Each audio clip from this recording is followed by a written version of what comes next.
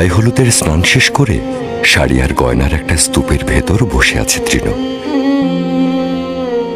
ওর মনেই হচ্ছে না রুমটা তার, এটাও মনে হচ্ছে না এই রুমটা আর ওর থাকবে না।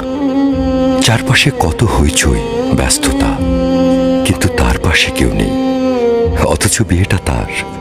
কি আশ্চর্য! কি করবে এখন সে? সাতকাহনের কয়েকটা পাতা উল্টে পাল্টে দেখবে। এই বইটা ছুলেই তৃণর মন ভালো হয়ে যায়।